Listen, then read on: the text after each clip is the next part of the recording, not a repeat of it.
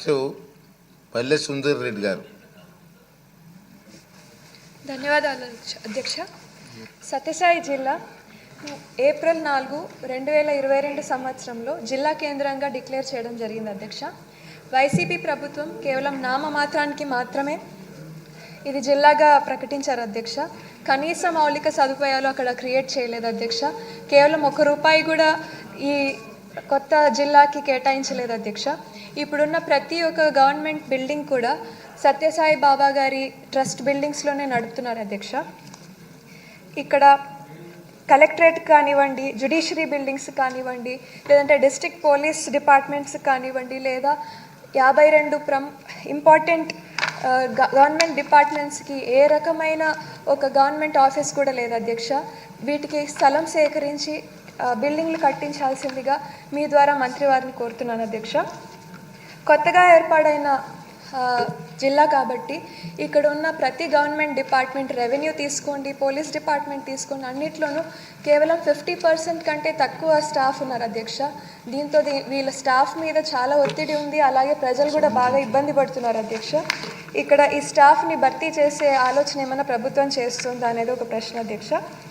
అలాగే కొత్త జిల్లా హెడ్ క్వార్టర్స్కి ఆఫీస్ నిర్వహణకు చాలా ఎక్స్పెండిచర్ అవుతుంది అధ్యక్ష. ఈ ఎక్స్పెండిచర్కి ఏదైనా అడిషనల్ ఫండ్ ఏమైనా కేటాయించే అవకాశం ఉందా అని మీ ద్వారా మంత్రి వారిని కోరుతున్నాను అధ్యక్ష. వేమిరెడ్డి ప్రశాంత్ రెడ్డి గారు. ధన్యవాదాలు అధ్యక్ష. ఇక్కడ ప్రతిసారి ఎక్కడైతే మనకి కొత్త జిల్లాలు ఏర్పడుతున్నాయో అధ్యక్ష, అవి అక్కడ ఒక గ్రామం నుంచి వచ్చి ఒక పౌరుడు ఒక పని చేసుకోవాలంటే ఉదయం నుంచి సాయంత్రం లోపల మళ్ళీ తిరిగి వాళ్ళు వెళ్ళడానికి అన్ని భవనాలు, అన్ని ఆఫీసులు, రెవెన్యూకి సంబంధించి అదేవిధంగా ప్రతి ఒక్కటి కూడా ఒకే దగ్గర ఉంటే బాగుంటుందని చెప్పి చాలామంది కోరడం జరుగుతుంది అధ్యక్ష. దానివల్ల ఒకటి ఇంకొక ఊర్లో అలా ఉన్నదానివల్ల వాళ్ళు ఊరి నుంచి వచ్చి ఆ పనులు చేసుకోలేకపోతున్నారు అధ్యక్ష.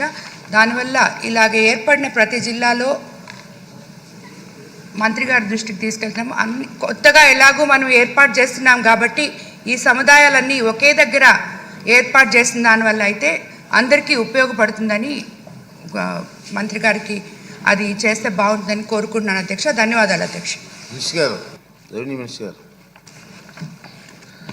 థ్యాంక్ యూ అధ్యక్ష.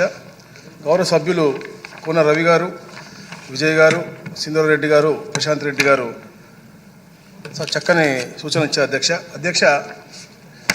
రాష్ట్ర విభజన జరిగినప్పుడు అధ్యక్ష 2014 జూన్ 2 అధ్యక్ష 13 జిల్లాలతో ఆంధ్ర రాష్ట్రం ఏర్పడింది అధ్యక్ష. కానీ తర్వాత వచ్చిన ప్రభుత్వం అధ్యక్ష